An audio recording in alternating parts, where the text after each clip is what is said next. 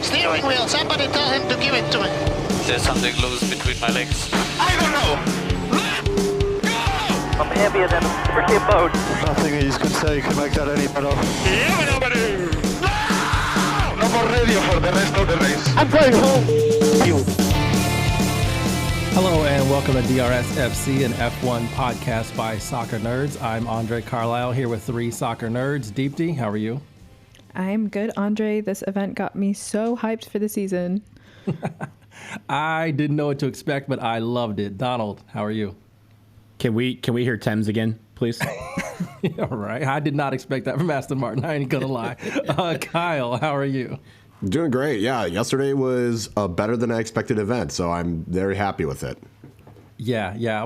As you may have heard, we're all kind of hyped about this F1 75 Live. I think that's what the official name of it was. A very weird name, but I understand why they went with that. It's the first time they've had a launch event of this kind. Nobody had any idea what this would look like or how each team would approach it. But in the end, it was kind of a very polished event that kind of blended humor, introduced you to drivers, and kind of let us marvel at all the brand new liveries all at once, which was really, really cool. And also, as Donald mentioned, Tim showed up, and that was just amazing for several reasons. So we're going to talk about that. We're going to review that entire event because it was a lot happened. And I think there's just like, we need to process it together.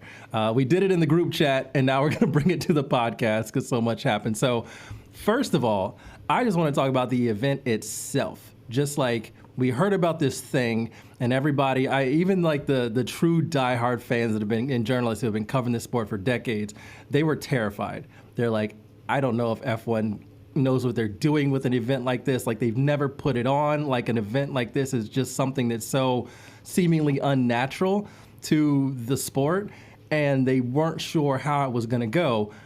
I thought from that standpoint, from like fear to what we actually got, was incredible. So like, Deepti, what were your overall thoughts on it from like a conceptual standpoint and also production? Yeah, like you said, I think it was super polished and actually done really, really well. And I kind of hope they make this a regular thing and like take it to different cities around the world, because that's how kind of good because we had no expectations, not even low expectations, we had zero expectation. It like kind of hit it out of the park with it. So maybe future years they have like a baseline that's really, really high, but I do think it's something that could go global. Like I'll get to this, but when we talk about what could be done better, but not enough people got to actually see it live. And so I think as the years go on, if they can get more fans to come and witness it, that would be really cool. But overall, yeah, fantastic. Like, I thought the YouTube live stream was great as well. And like, they showed all the media parts of it went really well. Like, there was no hiccups. Just a really, really well done event. And Kyle, what were your thoughts on it? Because again, I think Deepti's super right. Like, we had no expectations, more so fear. And it's like, oh, they didn't embarrass themselves. That's great. Yeah, and it's always one of those things where it's like, it was a big deal. It's this big spectacle. It's in the O2 Arena in London. So it's just like, okay, how are we approaching this? What's going on? And I did like the flow of it. I think it was like, it felt like at times it went long, but at the same time, it didn't feel like, okay, why are we here? This seems pointless. Like, it was nice that they were able to throw in moments of like interviewing with like some mentioning the academy drivers, or going to different drivers' tables, or talking to Gordon Ramsay. Like, it was nice that they were able to kind of like fill the space more or less, since there wasn't a commercial break with it being streamed live. I also think it was kind of nice where, you know, some of these teams got a chance to showcase their cars and their drivers in a way that they probably haven't been able to in the past. Like, I'm sure a Sauber or Williams or Haas would not have been able to pull off something like this, just posting it on social media. Obviously, like the Ferraris, McLarens, Mercedes, Red Bull, they can do that. But for the other teams, it was kind of like, no, this was a chance for them to showcase things as well. So I did enjoy it. It was, like I said, it went smooth. I was pretty happy with the overall product, and I think it felt like a big deal, and I think it was good to bring for the casual fans or people that might not have paid attention before, get a chance to kind of see what this was all about and give them that introduction.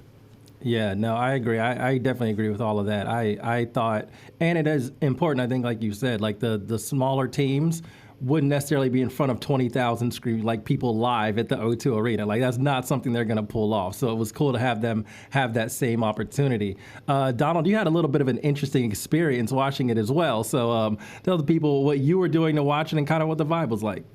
Yeah, I was at the F1 Arcade here in DC, which was a really cool place, obviously, to watch it.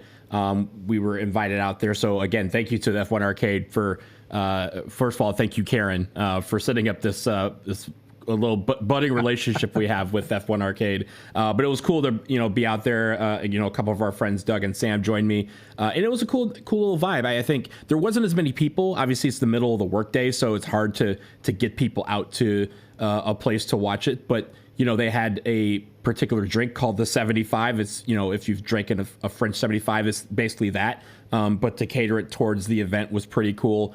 And the DC Motorsport community was there, who is a group that is already established and watches all sorts of motorsports in the area. So shout out to them. They were very cool. It was nice to meet a few of them and get to talking with them about what they do. And perhaps we can see some at least local collaborations down the line there. But I think the event overall has so much potential to be even better than it was. For that being the first one, that was great. We'll talk about some of the things that can be improved. And I feel like some of them are kind of nitpicky. But the gist of it is we were told we weren't going to see all the cars. We got to see all the cars. So in that, it's a win. It's also a spectacle that can take, like you guys said, can take on the road, but also can be bigger, can be in bigger stadiums. Maybe they, go to a track and do it there where you can have 100,000, 200,000 people. I'm thinking about I'm from Detroit. I'm thinking about the NFL draft where we had 200,000 people a day at the draft, right? And that's for people. For the cars, like that would be such a spectacle that they could put together, and obviously will require some more planning. But I thought this was a really cool thing to do, and for us to be able to see all the cars at once in the span of a couple of hours, and have their little, have these teams be able to give their takes on introducing their car was really cool, and I'm glad we get to break it down. Yeah, I gotta be honest. One of my, I don't have a whole lot of American sensibilities, to traditional American sensibilities. But the one I have is that when it comes to sports, make the shit big. Right. Celebrate the athletes, like make it a thing. So if you tell me there's an event that like a car launch is happening, it's like, why hasn't this been happening? Like you just gotta fake it till you make it. And F1 doesn't really have to fake it because they've already been there for a while, but they're creating new audiences. So I love the fact that this was something that was massive that new audiences could jump into, because it's kind of what we do here. We spectacle. We make things large and big for no good reason. Like Donald mentioned the draft. Doesn't need to be all that, but it is all that. And it's but you know what? It was fun, right? And that's exactly the idea, is you get more people. It's a free event, so it's a thing that people can come out to, and you get to bring people who might be, adjacent. This is definitely an event where if somebody that you knew was trying to get into the sport, this is the spectacle that you want, because the one thing that's going to attract them to the sport, at least initially, is going to be, yo, that car looks dope. That's what this event was about. Yeah, exactly. So before we criticize, because I don't want to start with the negative too early, but I do want to. Deepti had a good idea to talk about the best moment that was kind of not related to the liveries or the car reveals, because we're definitely going to talk about the liveries later on in this episode. But there was so much going on. Jack Whitehall was actually very funny as a host, very good as a host. I think he walked a good line of throwing the jabs necessary, but also maybe just keeping it light. It's almost like whenever you see privileged people in a room, it's like the same thing with the Oscars or anything else. Like you just got to take it. Like we know who you are, we know your personality, but you make enough money, you can be made fun of for 5 minutes. It'll be fine. You'll be all right. So I like that they kind of went with that vibe. So starting off that, I want to see Deepti. Did you have a best moment that wasn't related to the reveals? Yeah, I love Jack Whitehall. I think he did a really, really good job, like you said. And his jokes, some people may think they crossed the line, but I think he did exactly what he needed to do to kind of, he knows they can't respond in any way. And so hitting them at some point and just having them take it was great. But actually, I think one of the best moments was not a joke per se, but it was when he talked to Gordon Ramsay and asked him about the swearing ban. And Gordon Ramsay was basically like, you know, they're driving at 200 miles per hour around a track. This is an intense sport. They're just words. Like, let them be real people. Let them be real. And I think like there was some big names sitting near him too. Not Ben Sulayem, but some of the other like top dogs of F1 and the FIA. So having him say that in front of them, I think was really like actually could make a difference maybe. Yeah, I love that one as well. Kyle, what did you have? The FIA getting booed. That was great. That was my runner-up. That was my runner-up. Yeah, that was my same. That was my top. When I heard booing, I was like, because I feel like I was delayed compared to other people, and then I just noticed like people were laughing like in our chat. There was just like a lot of LMAOs, and I was like, what happened? And then I heard and I saw, I was like, oh yes. Excellent.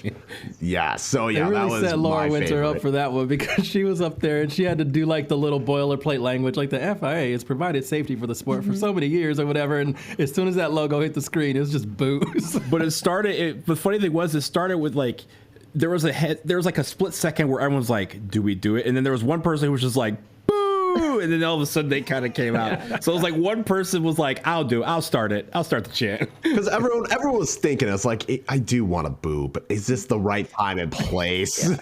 We're not respectful. Cool. Let's go. Yep. From the bottom of my heart, thank you to that person. Donald, what did you have?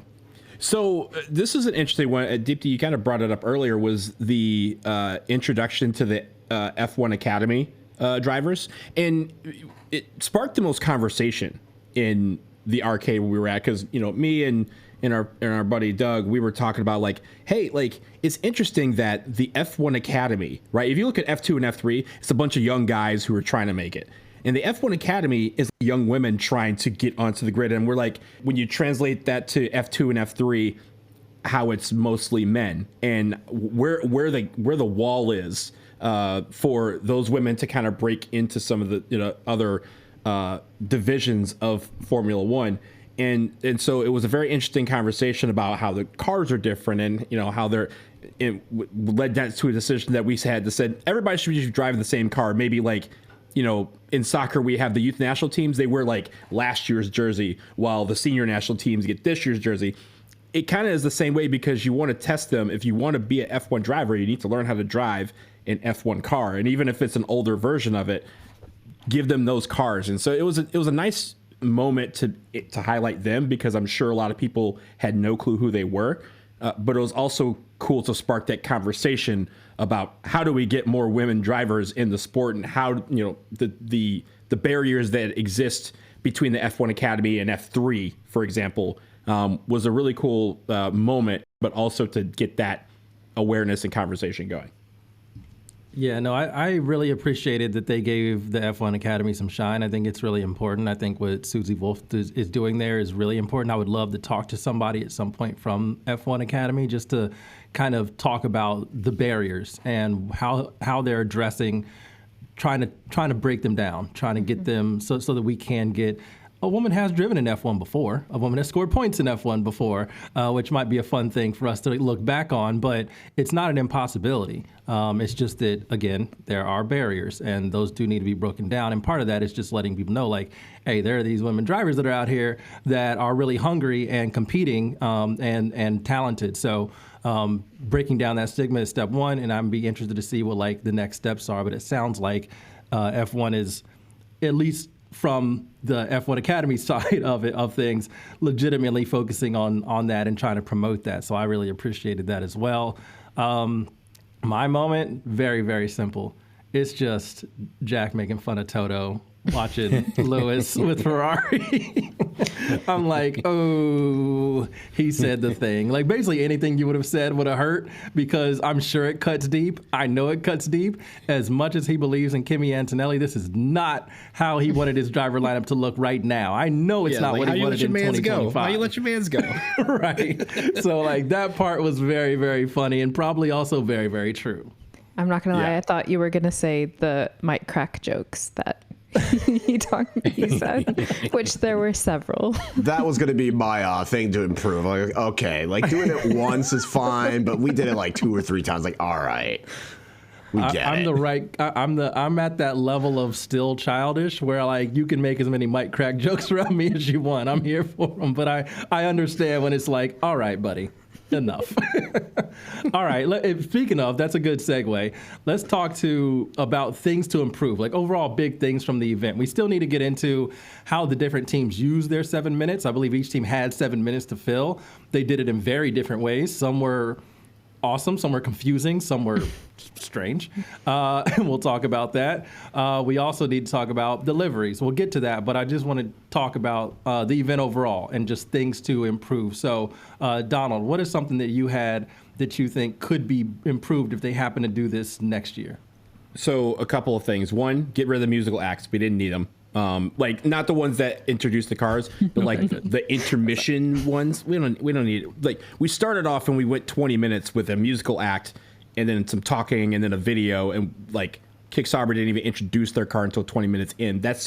You're going to have another team next year, right? Because Cadillac is entering and Audi's entering, replacing Sauber. So you're going to need that extra time. So I would get rid of those. The one thing that I thought was interesting was this was an event created to kind of celebrate 75 years of Formula One. And short of the video that we had at the very beginning, we did not get anything about the history of Formula One.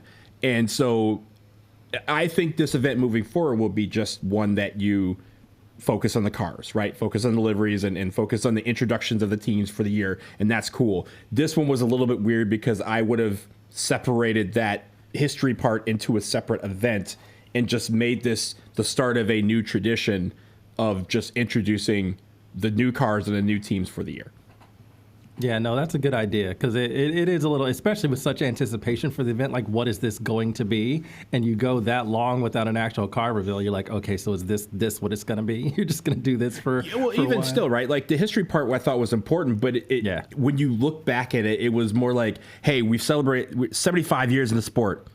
Cool, next. So here's the cars, right? And so they tried to bridge that gap and they didn't quite get that right. But of course, going on, they're not going to talk about 76 years in sport and stuff like that. So if they just build this as an event, hey, this is how we're going to introduce deliveries from now on, like I think people would have gotten behind that. You didn't need the 75 attached to it.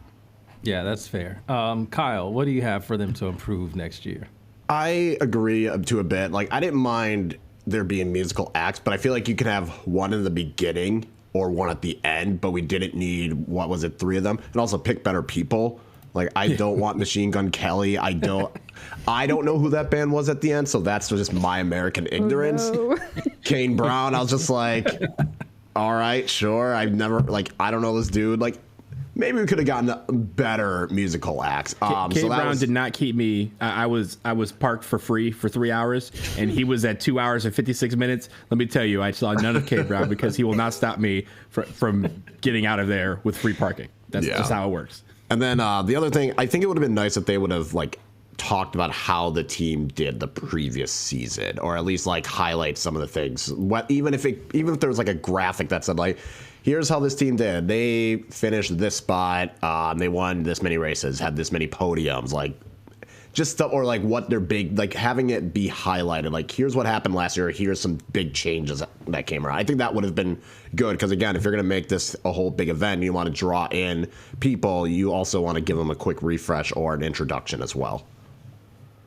Yeah, no, that's a good point. That's definitely a good point. And yeah, Deepti was shaking her head at not knowing the musical act. So Robbie Williams stands are going to come at you, Kyle. I was going to say, do you want to inform us and then also tell us what your thing to improve is, or things? Yeah.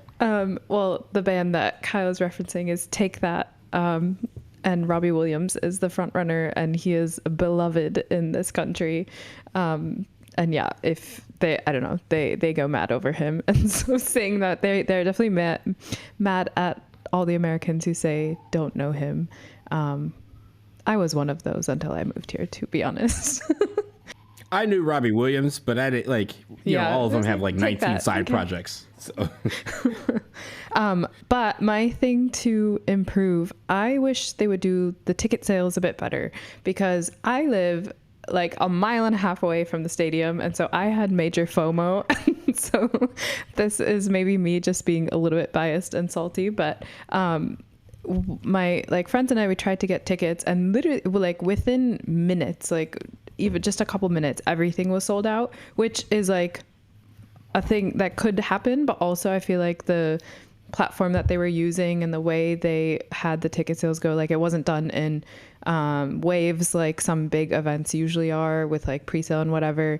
And it was just kind of a free-for-all and seemed like a madhouse. And so it was very hard to actually get them or know that if like you would even have a chance at getting them. So I think now that they know how much interest there actually is in an event like this, they can maybe structure ticket sales a bit better and just allow like, because I think part of me thinks like, maybe not bots, but it was like people who, you know, kind of just grab the tickets just to resell them, because there were tons on resale for hundreds and hundreds of pounds.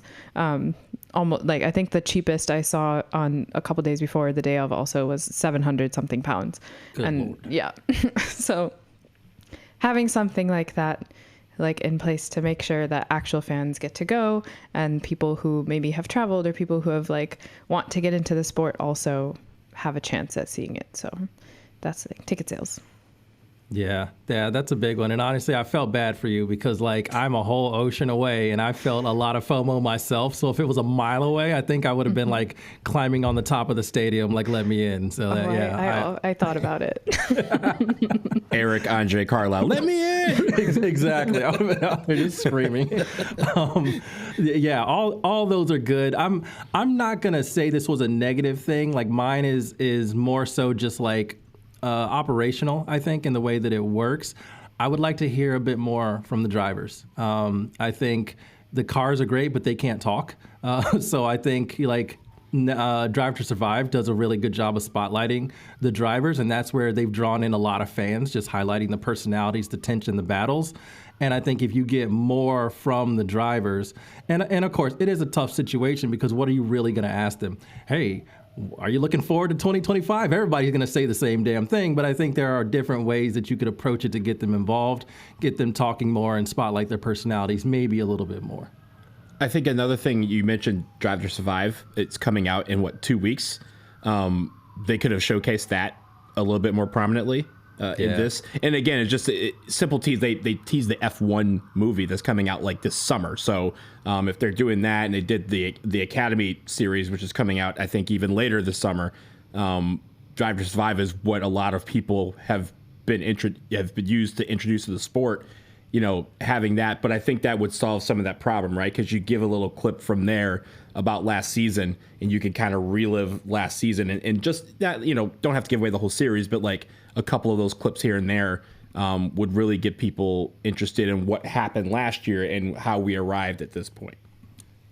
I am so glad you mentioned the F1 movie, because guys, I'm having a hard time. I'm gonna watch it. Trailer obviously. was hype though. I enjoyed the trailer. I'm warming up to it now. The more I see it, I'm like, The trailer did look good, and I like what I'm hearing about it. You know, about the authenticity of the. I mean, honestly, how would we know what we watch? We sit on our couches and watch it, so who knows how authentic the racing's actually going to be, and how authentic can you actually make it anyway? Like, even if you hop on like an onboard camera, it's dope, but I'm sure it's not authentic. If I was sitting there on my own, I'd be scared shitless on my couch. I'm just like, oh, this is nice. Is there a 60-year-old on the grid right now? There is not. So there will be in this movie. That's the thing that is bugging me the most. That's it. That's exactly what I was going to say. And I've been watching Brad Pitt in movies for decades, dude. Like, I know how old you are. And even if they use de-aging, like in the trailers, he looks that old. Like, I'm sorry, but there's no way. It's not. Yeah, you already lost me. That's exactly it. Like, if they would have gotten a younger actor, like, what's Timothée Chalamet up to? Like, he would have been perfect for this. Like, get somebody else to play this role, because I just can't see it. I know we got Fernando Alonso, but look up the age of Fernando Alonso and Brad Pitt. There's more than a decade of difference there, like, and it shows, by the way. Like, it's hard. It's really hard for me. That's my only problem. Like, I'm here for it. I'm gonna watch it, but every time I see Brad Pitt, I'm like, whose grandpa is in a racing suit? Like, what is going on here? there's going to be a sequel. It's fine. What's going to happen is there's going to be a sequel. Brad Pitt steps down. Damson Idris is the guy. Maybe they do get Timothée Chalamet, someone like that. Like, I think that's the plan. The antagonist and the antagonist in number 2 has got to be a real driver. It's going to be Checo or Bottas, one or the other. Hey, listen, I'm here for like fantasy-scaping this thing, but let's not give away any ideas, all right? Like, we already wrote the script for the sequel, and I feel like walk down the trademark if office. we happen to see these things in a couple years on screen, I'm gonna be real mad that we didn't get any money for this. Checo has loads of time now. He's sure making his way to does. Hollywood. I would love it. Okay. Real quick, I just wanted to ask y'all this question to see if there are anything that stood out before we get into the driver, like the individual teams and how they use their 7 minutes and also the liveries. I did mention that I wanted to see more of the drivers interviewed. We did see some team principals on the mic. We did see some engineers on the mic. We did see drivers being chatted to. It wasn't necessarily enough in some cases, and it wasn't really a mandatory thing.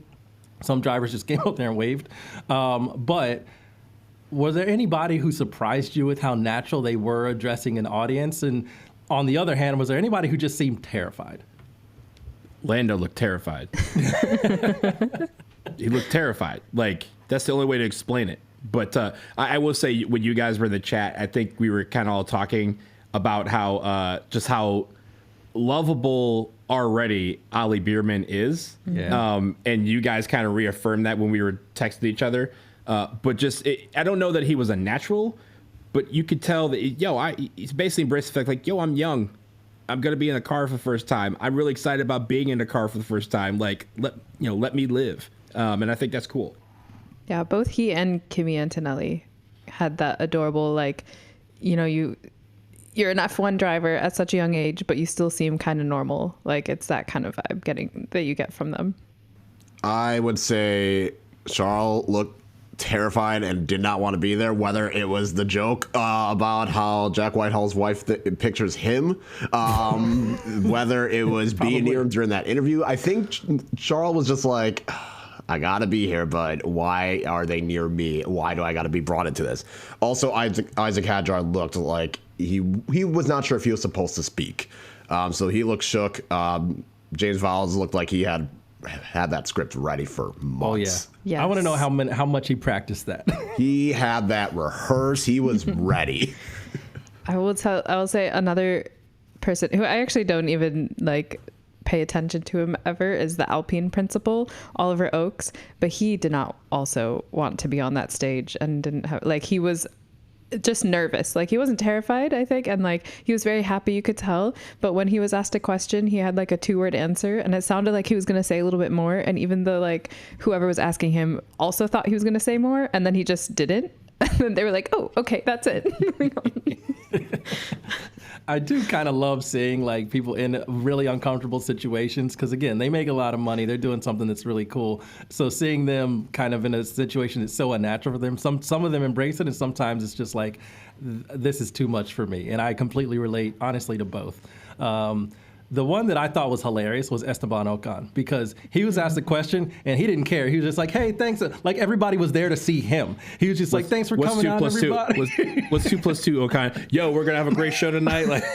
Right. He's like, thanks for coming out. I'm so excited for the year. I'm like, that wasn't the question. You weren't I hope asked the car is as that. fast as it looks. What does that mean? It was so funny. I was just like, all right, man, I respect you. Do whatever you want with the microphone. They can't stop you.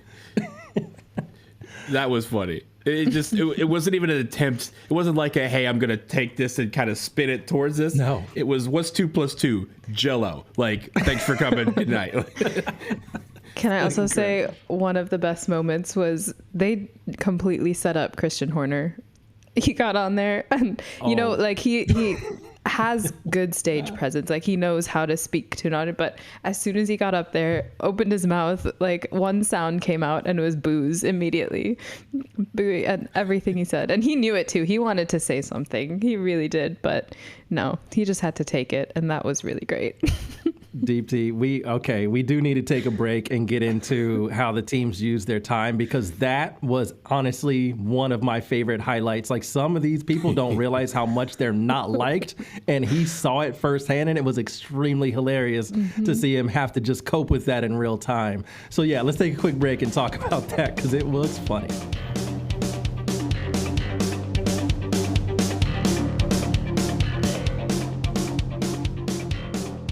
All right. Yes. I'm still laughing about that moment because honestly, it was so perfect for me. Like it felt like I scripted that and made it happen because that's exactly what I would have wanted.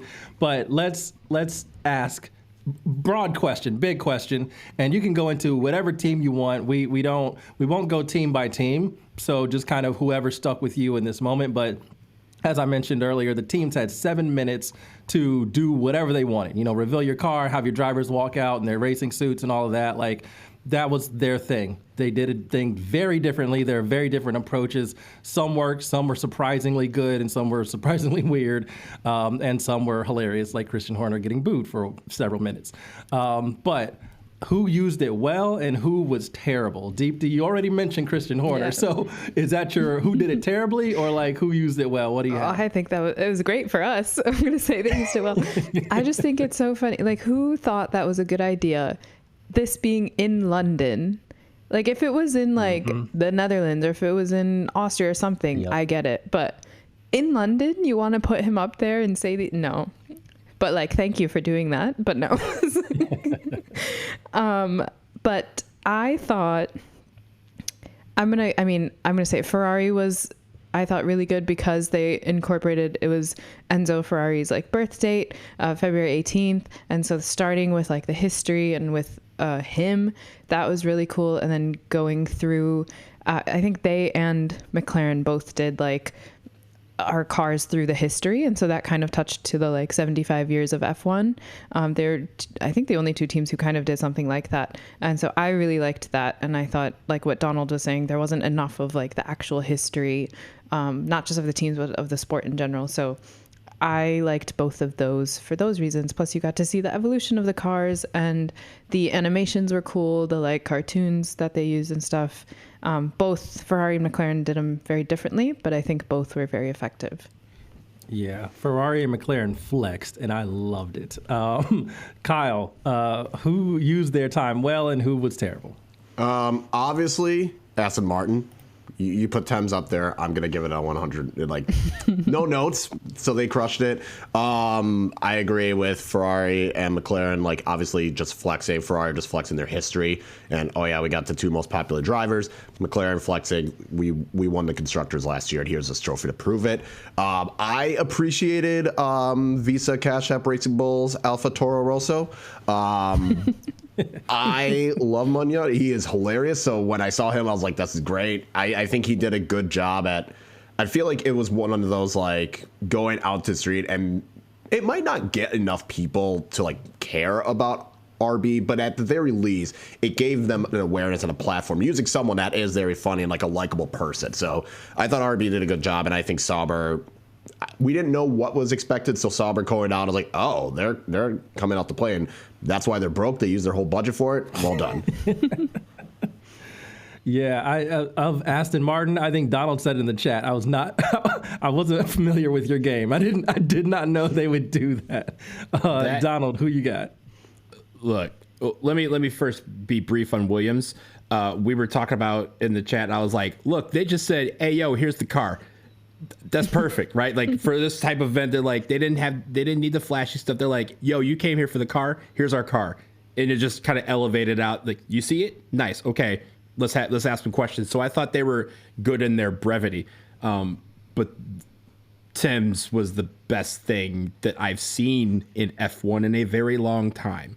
I watched that little clip that was circulating on social media. I probably watched it about 42 times last night before I went to bed. It was, I mean, the James Bond part was kind of, you get the Aston Martin connection, obviously, but like for me, I was kind of laughing because I was like, yo, they brought out, first of all, they brought out two guys, right? They brought out both drivers. There's only one James Bond, and it ain't Lance Stroll. And so I was like, okay, so they're doing the Bond thing. But I don't know how they're going to do this. And then when Tim's did the whole thing, because I heard the melody of the orchestra, and I was like, that sounds like a Tim song. And when it came out, I was just like, oh, snap. They like completely crushed it. I think that sort of, and to compare it with everyone else's, which was a little bit more upbeat and stuff, for that to kind of have the James Bond theme song type of effect to it. And then the way that they brought the car out with it, it's a different looking car than they've had in the past. So you had that surprise of element. You had everything with that. Thames put it over the top. When I said Thames out of 10, I meant it. And that was a flex and a half. Yeah, that was incredible. And also Aston Martin gets another little note from me because they had their drivers do a wardrobe change. They just showed up in suits with their helmets on, took their helmets off, started walking down the stairs, and then suddenly they're in their racing suits walking next to the car. And I'm like, oh, okay. So we really doing this like a straight up concert event. Different parts of the arena because they came down like at the edge of the arena, and then all of a sudden they appeared, through the curtain like everybody else did. You're like, how did they get from here to here and then change? Brilliant use of 7 minutes. Mm-hmm. Yeah, it was exceptional. So, like I said, I think McLaren flexed, like having all their classic, like winning cars out there, like that was so dope. Like to see them all lined up. Also, you can see how much bigger the cars gotten when you look at that. But it was such a flex. It was great. It also was a reminder that like red and white is really kind of like McLaren color. So as much as I kind of like the papaya because it's unique, there is something that's also missed by not having that red and white on the grid. Because the only other team with red and white is Haas, and not so much. The team that I thought was just awful with it, Red Bull. What on earth was that 1997 community college campus like video thing? Like what was happening with all like the graffiti? Like we're cool. Like what was that? It's even worse when they pulled out the same car they've pulled out the last 8 years. Like it did all that to give us everything that we've already seen before. You're like the surprise element was that they did nothing to the car. We'll talk about that in a second. But I thought they were poor, and especially considering VCarb, I thought killed it. Yeah. So, like, how you gonna have the student show up to teach baby them? team? That's how that worked. This was very much I said it in our chat. It was giving DEI, if DEI was a reveal, and it was like I have black friends, I have brown friends kind of deal, but in terms of fans, and they brought them all out on stage, and like I was like what the video itself didn't even flow. It was very random. So yeah, that was an extremely poor use. But I also want to say, I thought Alpine's, knowing now that they had like those 7 minutes, it makes sense. Alpine brought out the DJ, I already forget his name, Brian something, who wrote the F1 theme, which is cool, but he had a nice set, but it was long. He didn't I feel like they could have filled those 7 minutes with more than just him. That's a very good point, because I think that's one of the problems with having a DJ is like a DJ really has a limited space to work and certain things to do, and none of it's all that interesting. So once you see him do the thing on the turntables a little bit, that's it. Then he's just nodding his head, and it's like, all right, there's no choreography, there's no dancing, there's nothing else to entertain. So you're just watching this dude for several minutes, just touching, messing with the turntables and jamming. And I'm like, all right, cool, but he's literally the only person on stage. It's a little awkward. And it was no call to action to be like, all right, everybody, we're going to have a dance minute. Everybody get up and dance in your seat and kind of incorporate the crowd. It was just him dancing and all this figuring out, okay, somebody's coming out, right? Something's going to happen with the, oh, it's just the car. Okay, well, thanks, man. Good to see you. We'll talk to you next year. That is kind of weird. I mean, I was annoyed because it just kept going. And granted, I didn't know every team got 7 minutes, but it felt like they got more. Longer than that. And I said, I will fly to France and fight Alpine if that car is terrible. And it is just okay enough that I held off. But my God. Also, shout out to him. F1 theme, banger. But you kind of look like you spiked people's drinks in the past, buddy. I can't not see that. I'm sorry. I thought that was MGK. There was 18 people on the stage at one point that looked like MGK, and none of them were MGK. So I'm also gonna say Mercedes. It was boring. You had this chance to completely restart. Basically, you had a chance. Obviously, Lewis left. You could have reapproached it and said, "All right, we understand. We lost the greatest driver of all time." But we have a bright new future. We have this rookie. We have George. You can go ahead. You could have made it seem like you were. It was a new era, and it kind of just felt like, yeah, we're just. This is what we did thanks to Lewis, and did not really. It just kind of felt like, oh, all right, you just showed up, and that was it. I expected more. Yeah, I agree, and the car kind of followed that too. To be honest with you, the design of it wasn't all that exciting. That one felt like a corporate AI. I wouldn't be surprised if they even used AI to make that video. That's what it felt like to me. No emotions. I got to go back to Red Bull real quick because one of the funniest things was Max is just notoriously hates all the stuff around the Vegas race. He hates that like pomp and circumstance stuff. Like he completely hated all the pre-race stuff that you had that Vegas wants to do because Vegas is an entertainment town. It's an entertainment center, and this is what's going to happen when you're in Vegas. So the fact that Red Bull put him in the situation to have like 30 dancers behind him as he just walks out, he was so uncomfortable and looked like, why am I here? And it's like with all the rumors of him leaving, I feel like he might be like, yo, I'm not doing this again next year. Like this ends now. Here's the worst part about that whole thing. Take a look at all the photos of the Red Bull car.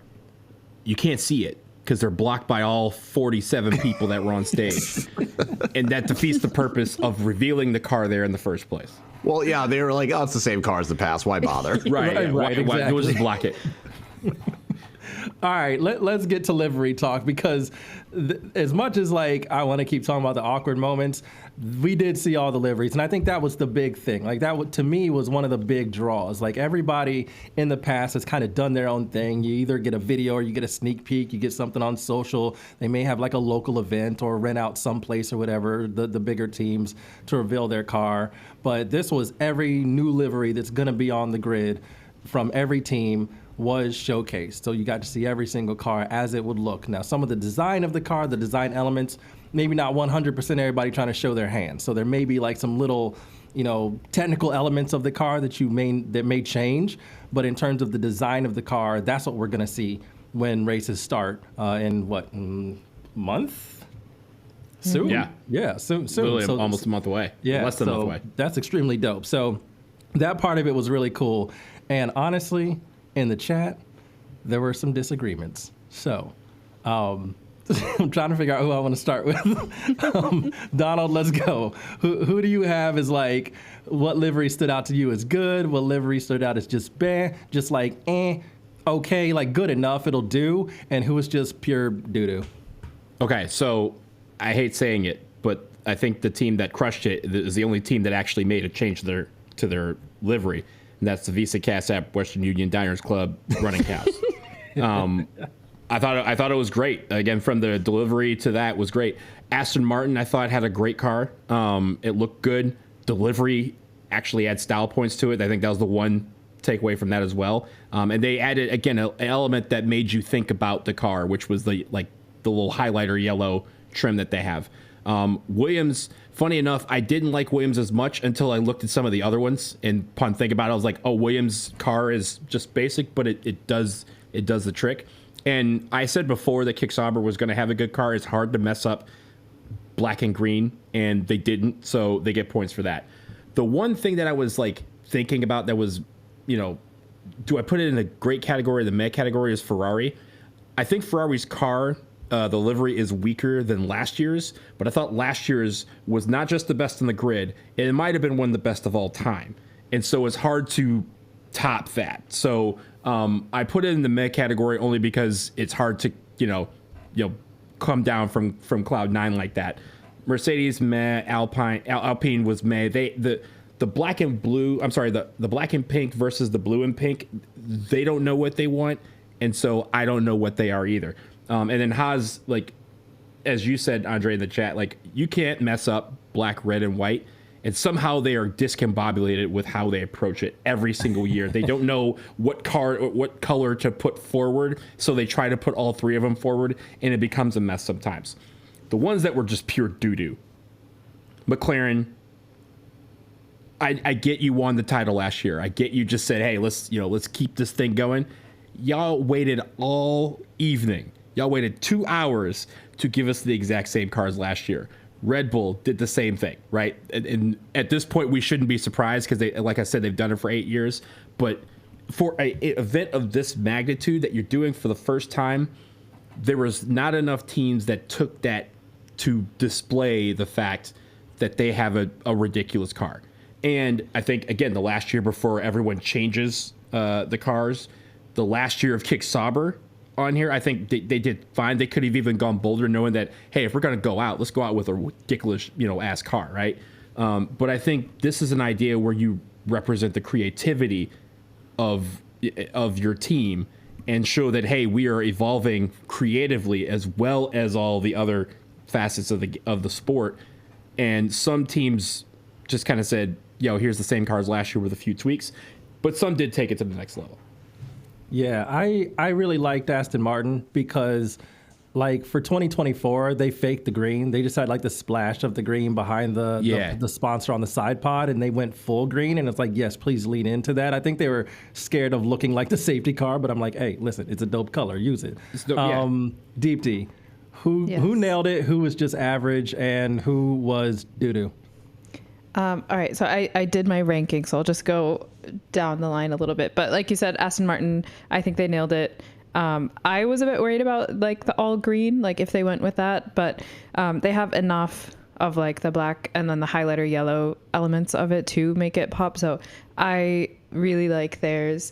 I actually liked Williams from the get-go. I think the two-toned blue works really well, and it just looks sleek. And there's no, like, I'm a fan of the Duracell engine cover as well. The battery placement of that is really, I mean, you can't get better than that in terms of the It really placement. is like the most chef's kiss design. Like, but when you talk about like product placement and all that stuff, if you have to do it to do your sponsors. That's how it's done. That's so cool.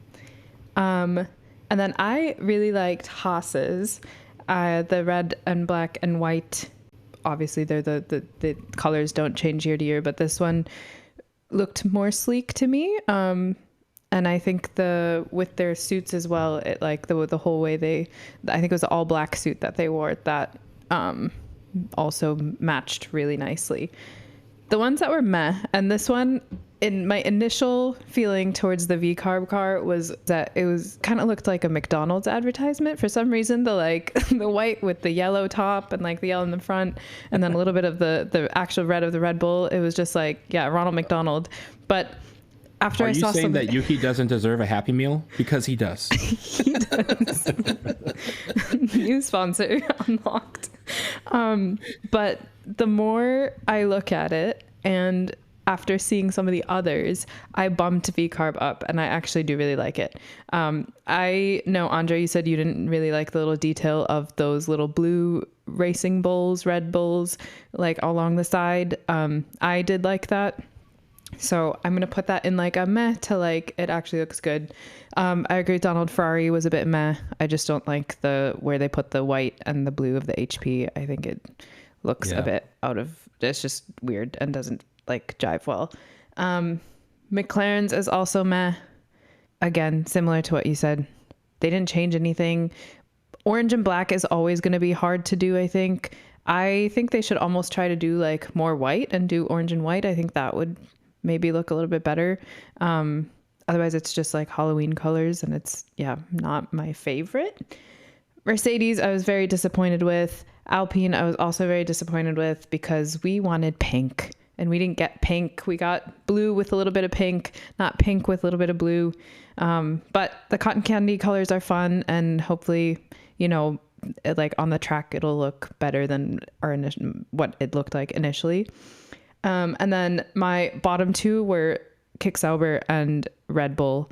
Red Bull, of course, we've said multiple times why, but Sauber didn't intrigue me, didn't excite me. It was just kind of a like matte green, like almost like, I guess it's kind of a glow in the dark green, but I don't know. I was not too thrilled or excited about that one.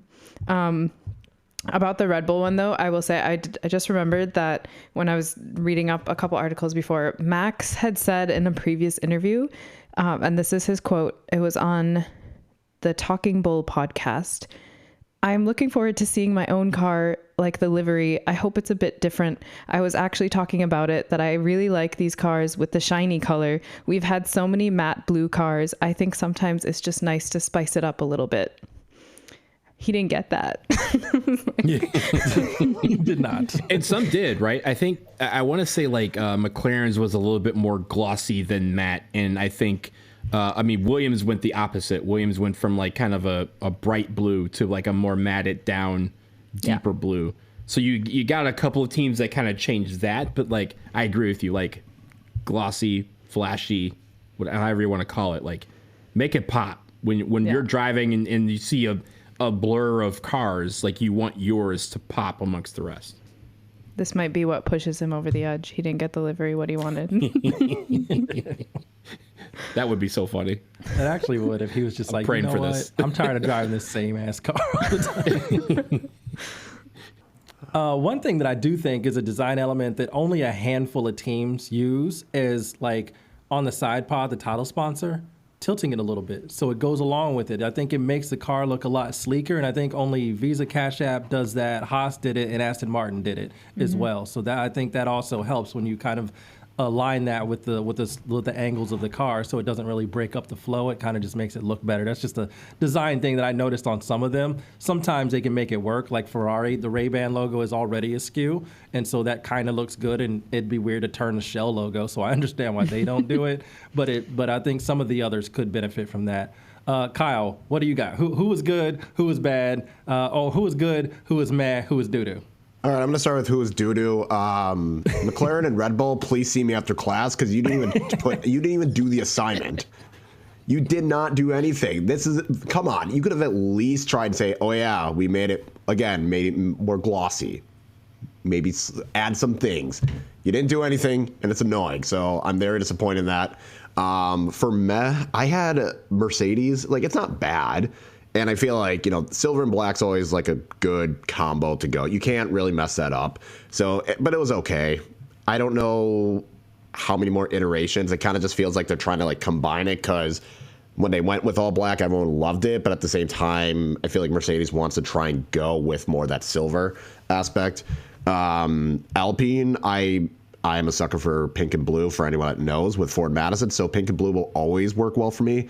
It's all right. I don't hate it. Again, I was not going to fly to France to fight them. It's okay. Haas, I don't know. It just felt very underwhelming. It just felt very there. And maybe it's just also me. Maybe it was the whole American aspect, like very heavily American right before. I was like, I don't care enough about America to get behind this anymore.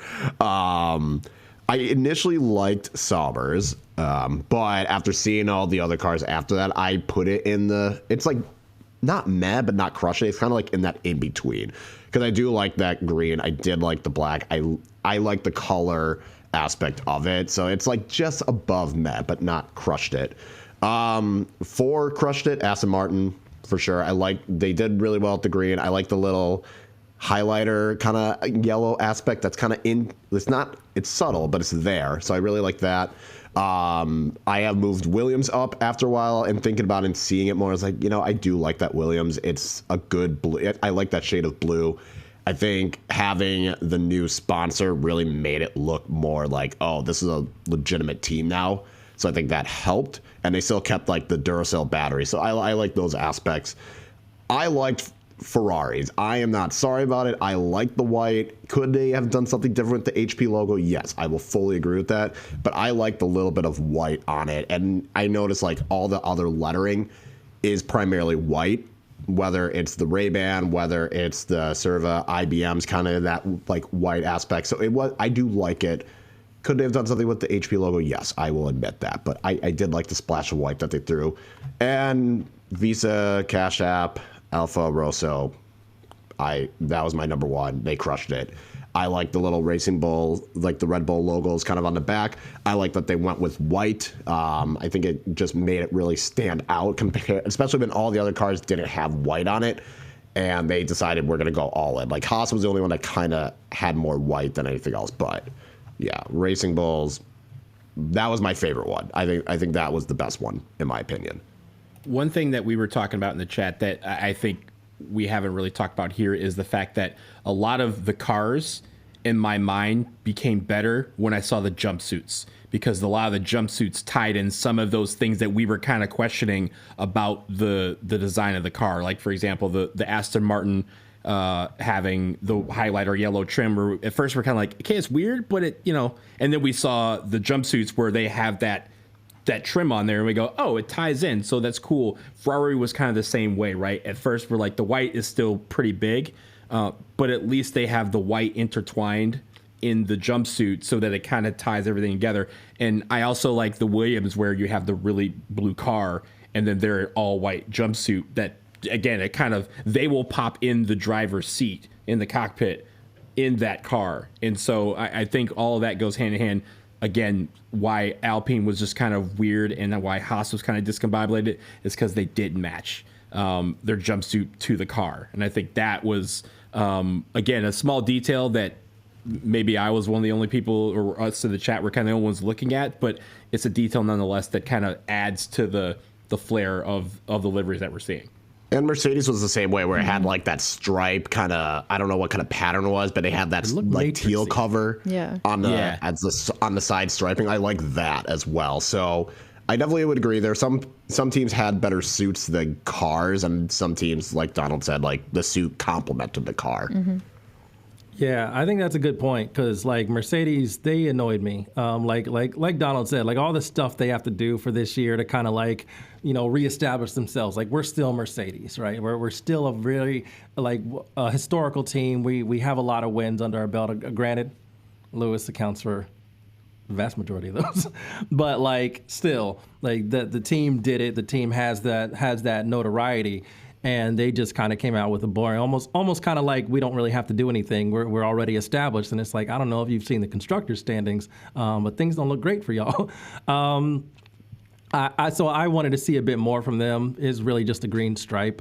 Alpine, I loved. I'm sorry. Like I'm with Kyle. The blue and the hot pink, like I'm here for it. I know, and I'm normally like I want to see a fully pink car, so I understand that. And I think a lot of people were just disappointed. And we see that a lot in soccer shirts, right? When there's like a really amazing color, like Angel City has that Sol Rosa color, and they barely use it. I understand that frustration, but I think the blue just makes that pink pop so much. Like it's going to look very unique on track, and I think even more unique than if it was just pure pink. So I actually loved Alpine's look.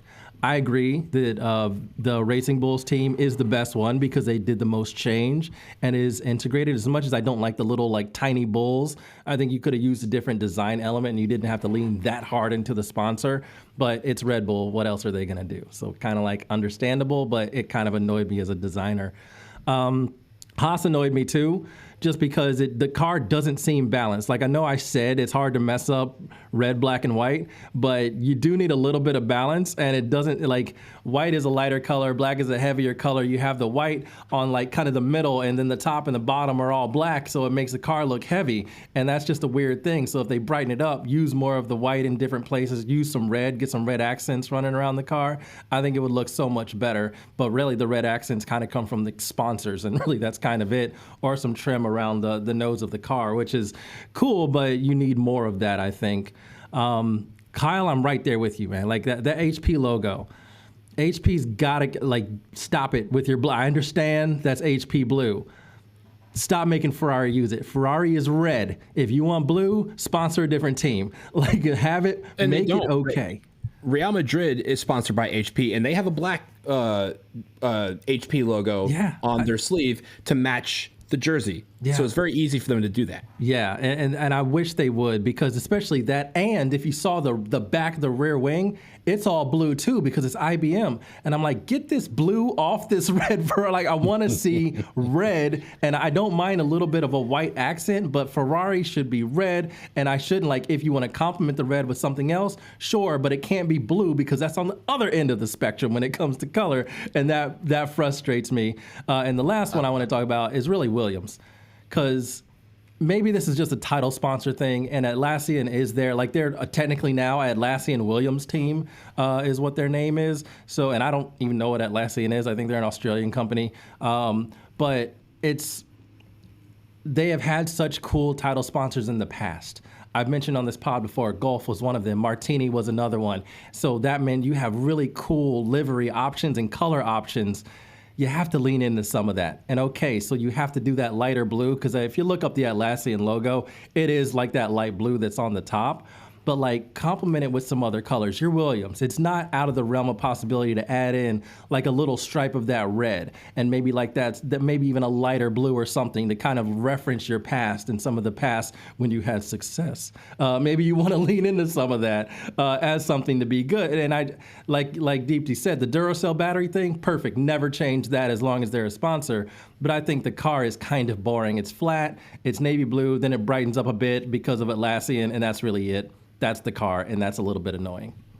Can we go back to the fact that Andre basically said for the Ferrari car, he does not want a truce between the Bloods and Crips.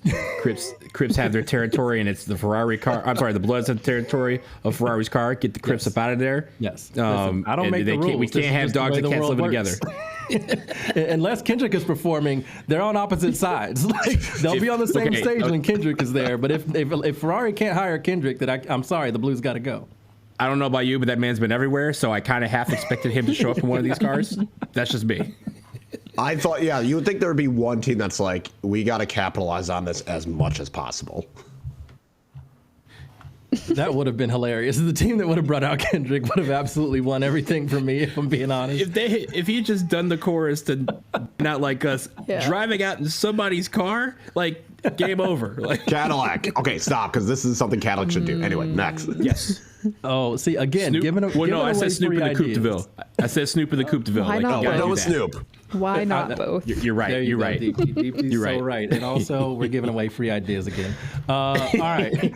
Does anybody have any other things on their chest that they want to talk about regarding this event? Because I think all of us, and you can hear it in all of our voices, we're like, this was awesome. Like, this was a really cool event. We loved seeing it. There were little tweaks that can make it a little better, but I'm like you, Deepti. You mentioned it right off the bat. Like, as soon as it was over, I was like, oh, they need to have this in New York. They need to have this in, like, Sao Paulo. Like, they need to move this all around the country. Like, this needs to be a massive event everywhere, because it, like, seeing what it can be and how, like, it actually turned out to be a great show. This is something they can do every single year in a different place of the country or of the world, with wherever tracks are, wherever F1 is super popular, and it will be an absolute hit. And I'll get up for it. I already get up for races. We get up for soccer all the time. Please don't make me get up at like 5 a.m., but damn it, if I have to, maybe I will, or I'll just catch the replay. I don't know, but I'll watch it either way. But anybody have anything else on their mind about this event? Yeah, I also liked at the very end, they had all 20 drivers, all 10 cars with liveries up on stage at the same time. That was really cool. I don't think that's ever, you never see that. And I want to think that the drivers, like, you know, whatever, we can read their faces, try to see what they're thinking, but I feel like they would have also enjoyed this. I think it, like we said, it was a good event. Initially, when it first started, especially with the whole like drumline part of like Sauber and whatnot, it reminded me of, you know, especially because it's like, oh, it's a big 75th anniversary. Reminded me almost like an Olympic opening ceremony kind of thing. And so we're thinking of, you know, like, if they do this every year, will we lose some of the hype behind it? Like, should it be something that's only on big like occasions or like big what do you call them? Whatever, like anniversaries. But I don't know. I think the sport is big enough. Like, obviously there's annual sporting events that are massive. And like you said, in America, we do sports big. So every year we can put on a big show and it's still the same good big show. So my initial thinking was like, oh, this is a cool, like once in every so often kind of event. But then as it went on, as I was thinking about it, I was like, no, this needs to be done year round. Not year round, every year. I would say every year too. I think it's just makes a lot of sense. It's the way they did it, right? It just so happens it's like just a little bit under a month before the very first race in Australia, and so you kind of use it as kind of a, you know, an official kickoff to the season, and it gets people hyped. I mean, think about it. For the next 2 weeks, people are going to be talking about this. You know, you're going to have you know, Drive to Survive a week before. It's super simple to kind of use this to kind of bridge the gap between this and the start of the season. And as we were kind of talking about, the off season in F1 is kind of quiet in the sense that, you know, a lot of people just aren't talking about things that are happening because, you know, the big meat of free agency happens during the season. So you're not really talking about much other than, you know, January 1st, we were all team Ferrari. But I think that this is a way to keep it in the minds of people and go, oh, that, it's a month away, it's 2 weeks away, it's a week away, the season's here, and it kind of gives you a way to bring people back in slowly but surely. I think it should be like one of those things that kind of like kicks off the season. Like, okay, here's the beginning of the season. Like, off season's done. It's time to go. Like, we even saw the new Ferrari livery was out on the track today. So it kind of felt like a good transition of, all right, we're getting ready for the 2025 season. We have this event. Drives Us 5 comes out. Teams are going to have their testing. We're going to get an idea of which cars are doing well in testing, which ones are not. So it did kind of feel as though it's like, all right, new season is officially underway.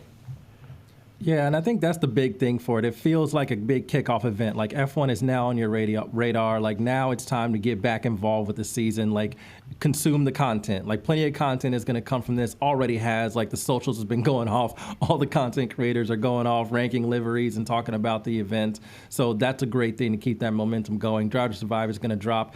And I don't think another, like, as much as I'm excited for, like, preseason testing to kind of just see what happens, see the cars on the track actually being pushed a little bit, is cool, but you can't really build an event around that because it's not like they're in competition with one another. They're going around a track. And as much as I love seeing the red Ferrari with 44 on the side of it roll out and go around the track, that's good for social. That's not good for, like, here's an event we're going to have around this. So I think this is the thing that needs to be the traveling show that kicks off the season every year. So I hope to see it next season as well. But I'm really excited about this season. We've already dropped one of our team previews. Be sure to check that out. We're going from the bottom of the grid to the top, previewing every single team and dropping a hot take, challenges that we think they're going to go through, and changes that we kind of expect either have happened from the team, will happen, or with the car. So we have a lot of those coming. We have one dropping as well next Friday that's going to deal with the middle of the table, where I'm sorry, but you're going to have to listen to Ebony talk about Alpine again.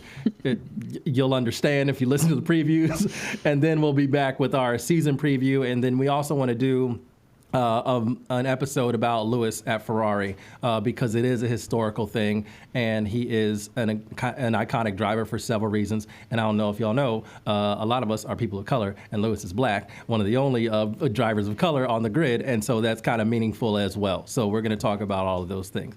But until then, for Donald, Deepti, and Kyle, we're out of here. Vroom, vroom. Vroom, vroom. Vroom, vroom.